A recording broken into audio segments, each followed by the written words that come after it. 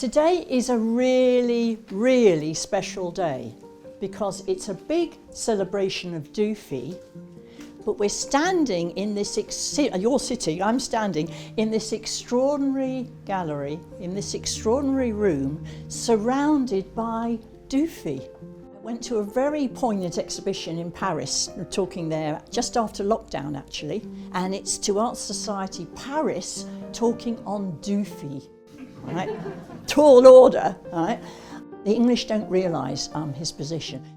And the range of work and the quality of work here, again, is extraordinary. This is a very special little document, by the way. Treasure it, keep it, it'll be memorable, because it's so special in terms of the uniqueness of us being here today with all these works, and beautifully produced, as everything they do is.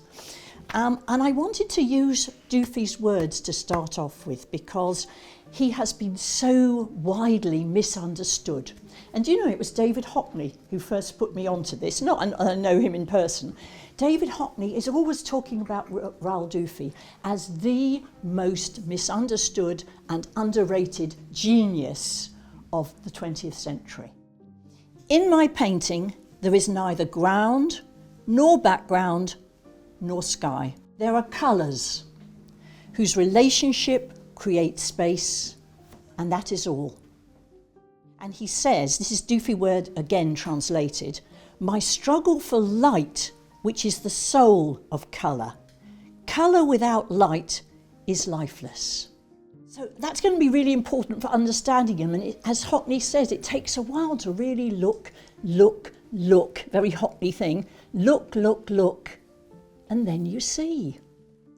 Also, we've got to remember, this year, 2025, is very special. It's the centenary of the famous 1925 exhibition, Exposition des Arts Décoratifs, which of course, from which the term Art Deco is derived. But remember, Art Deco was never used in the 20s. People tend to think, you know, Art Deco. No, it was an abbreviation of Exposition des Arts Décoratifs, in which, of course, Dufy was a great star of it, and he was described as an artiste décorateur, which, of course, today we would call a designer, but which just wasn't understood in that term. So I want to go back and talk about who the people Dufy met early in his career and the influence they had on him as well, and we'll come back to that.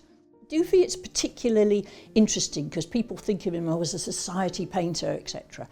He was born into a family, he was the 9th of 10 children, right? That says something straight away. So from a very, very large family, born in 1877, a very musical family. You'll see through today how music actually runs through his work. In subject, we've got so many posters here, beautiful pieces here, the bands, the orchestra series. His father led the choir in 2 churches. He's born in Le Havre, the great port of Le Havre in Normandy. We've got wonderful drawings, the most exquisite original drawing over there. Go and have a look at that on the wall over there, and the prints around it. Just showing his deftness of touch, quite extraordinary. I went to a very poignant exhibition in Paris, talking there just after lockdown actually. Interesting, why does Paris choose Dufy to open up the city? Because Dufy is Paris, Dufy is France. And we've got to get that. He is the great master. In the 1937 exhibition, it's Dufy. Right? So I'm going to keep stressing things like that because the English don't realise his position. Very early on, although he doesn't have extra financial resources, he mixes with a broad community, not just the painting fraternity, if you like. He mixes with the literary fraternity. He knows the great poets. He's good at friendship. Dufy, again, is a team player. And this is an important aspect of understanding him as a polymath and misunderstood as a polymath. And we can't emphasise these people enough. He meets the great Paul Poiret. And again, in England, and especially to art students, Paul Poiret was a giant. He was like Diaghilev in music. He was one of the key movers and shakers. He would be called a couturier, but a couturier of, remember, la couture was to Paris, the head, the umbrella of all the visual arts in that way. And it's through being recognised by Poiret that a young Dufy, for example, is taken to the races. Poiret employs Dufy, because he's seen some of his work, to do his business cards, to do his stationery, which today we would call graphic design, of course. And Dufy, from the very beginning, always opened himself to that, always loved a technical challenge, loved finding out more about process, whether it's printmaking, whether it's printing on silk, whatever it is, whether it's ceramic work. And I believe he did that in order to actually better understand what was possible and what could move beyond the possible. Dufy didn't have a huge ego. People loved him. People said he walked into a room and everything illuminated straight away. He could be mischievous, but never cruel. I'm intrigued by this beautiful print over here called Baccarat at Deauville, because of course Deauville was the great place for, again, high society, whether it's round the Baccarat table or if it's at the races or whatever. Do have a close look at that, it's so beautiful. Everybody wanted, let's put it this way, everybody wanted an invitation to Paul Poiret's balls. He had a great mansion on the Champs-Élysées, he had his studio, and he saw that he invited Dufy to really work with him and work with textiles. And that's Dufy's first introduction to textiles. And these amazing designs that he produces at that period, around 1910, 11, are produced in what's called the Petite Usine that Poiret sets up with Dufy. And Dufy takes an interest. He hasn't ever done a textile. He hasn't done woodcuts until that. But he's looked at interesting things from Munich, from the woodblock engravers of Munich, for example. And they do these extraordinary textiles, which of course go around the world. Of course there isn't TikTok, but there are magazines like Our Goût Beauté, for example, high qualities. Then of course there's Vogue and there's Harper's and all the rest of it. They go round the world. Sonia Delauney, writing in 1927, says, Dufy's fabrics were a ray of sunlight on a gloomy day. They were embraced by the fashion industry, giving it a note of fun and spontaneity that had never been seen before. He's also spotted by one of the leading poets in Paris. So again, it's this mixture of the music circles, the literary circles, the artistic circles, and Dufy's in there. And that's, of course, the great Guillaume Apollinaire. When Guillaume Apollinaire asks Dufy, because, now there's a little repeating theme here, and I'm not getting at Picasso, don't worry, I'm not. But there's a little repeating theme, but actually Picasso says he'll do something and doesn't pitch up in the end, right? So Guillaume Apollinaire has seen Dufy's work in textiles and asks him if he would do the woodcut prints for his famous, it becomes a collector's piece of the bestiary. And of course the bestiary is the story of Orpheus attracting all the animals with his wonderful music. All the animals follow. And Dufy produces these amazing, he's never done a woodblock before, but he's interested in experimenting. And again, he's collegiate, he asks, he's not a huge ego.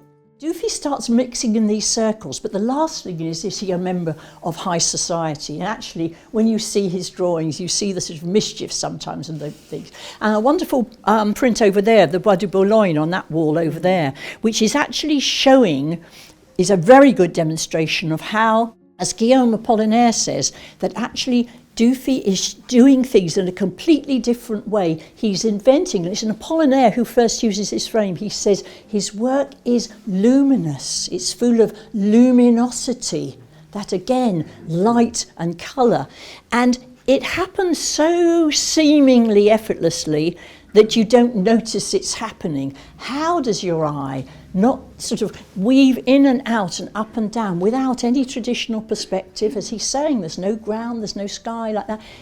He's using this sort of, this flowing across the surface, and these petites taches, as the French says, Colette talked about, Dufy's petites taches, these little marks. He invents a whole new language of taking us in and through and around a subject, and you'll see it. But you don't see it immediately. You really have to look at a lot of his work and think, my goodness, that's extraordinary. But there's some wonderful examples here today. He also then, in Paris, he meets the famous ceramicist Laurent Artigas. And again, it's another connection with Picasso there, in that Artigas is Catalan, he's looking forward to meeting Picasso, but never actually pitches up to meet him. And Artigas writes in his autobiography, he said, "It was so lucky for me that it was Dufy that day I met." Implication here, because he said, with others, I would never have been able to work equally as a team. Their work is always signed, Dufy and Artigas. It's not one ego personality overtaking another. So throughout the 20s and 30s, I mean, Dufy is, he's got a dealer in New York. That's what's so extraordinary. Again, the Americans, I mean, you know, go to regular exhibitions in New York of Dufy. They have amazing collections. But our V&A does, our Tate does, but we don't. If we really think about it, we're sitting here today. When was the last an exhibition of Dufy in this country? They're happening all the time in France, isn't it? So it's a very, very special occasion in that sense.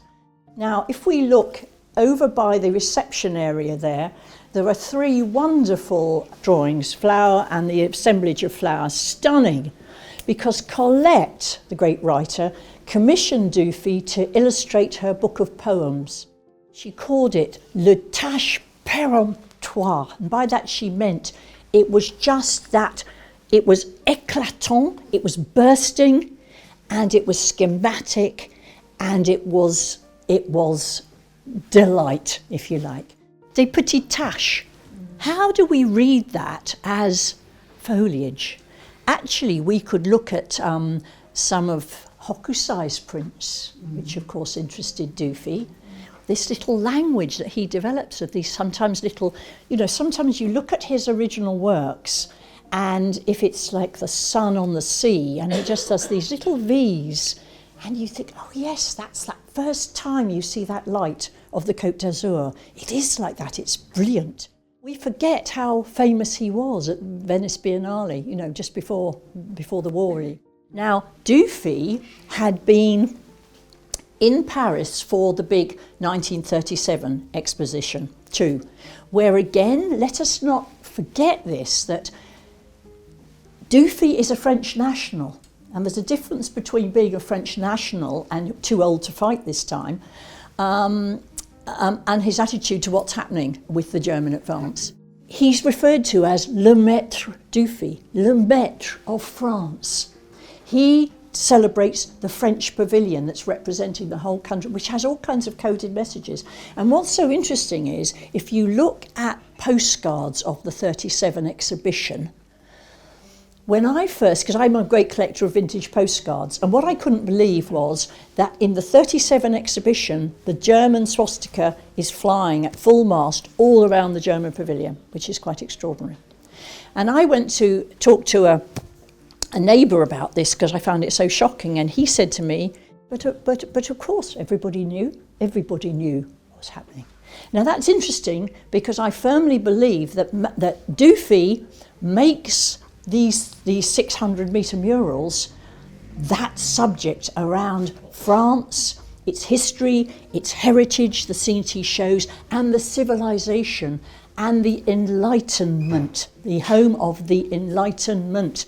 And of course here, this wonderful print here, showing the tricolour flying here and the Eiffel Tower, with that bird's eye view is such a Dufy thing for many of his tapestries. He actually got involved in tapestry making too. Again, approached by the tapestry industry, very French, saying, would he reinvent the language? We would find that very curious as English, wouldn't we?